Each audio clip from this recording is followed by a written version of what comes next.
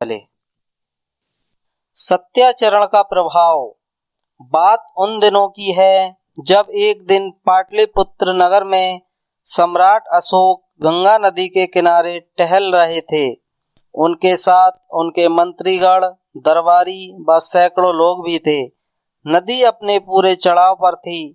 पानी के प्रबल वेग को देखते हुए सम्राट ने पूछा, क्या कोई ऐसा व्यक्ति है जो इस प्रबल गंगा का बहाव उल्टा कर सके? ये सुनकर सब मौन हो गए।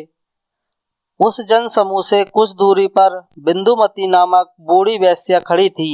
वह सम्राट के पास आकर बोली, महाराज, मैं आपके सत्य कर्म की गुहार लगाकर यह कर सकती हूँ। सम्राट ने उसे आज्ञा दे दी।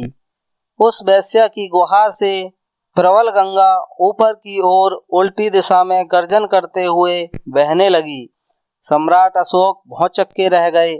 उन्होंने वेश्या से पूछा कि उसने ये अद्भुत कार्य कैसे किया। वेश्या बोली, महाराज, सच्चाई की शक्ति से मैंने गंगा को उल्टी तरफ बहा दिया।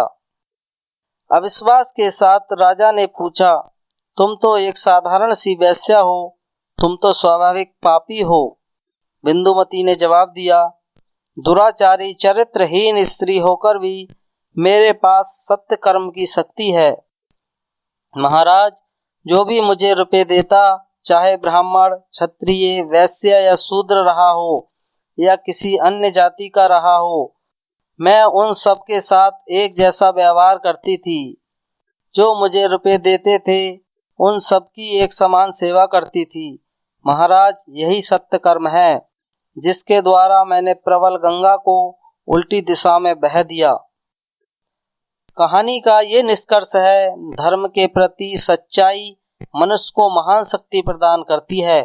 यदि हम जीवन भर अपने कर्तव्य को पूर्ण निष्ठा से निभाएं तो इस तत्व को साक्षी रखकर चमत्कार कर सकते हैं, जैसा कि बिंदुमती वेश्या ने कर दिखाया।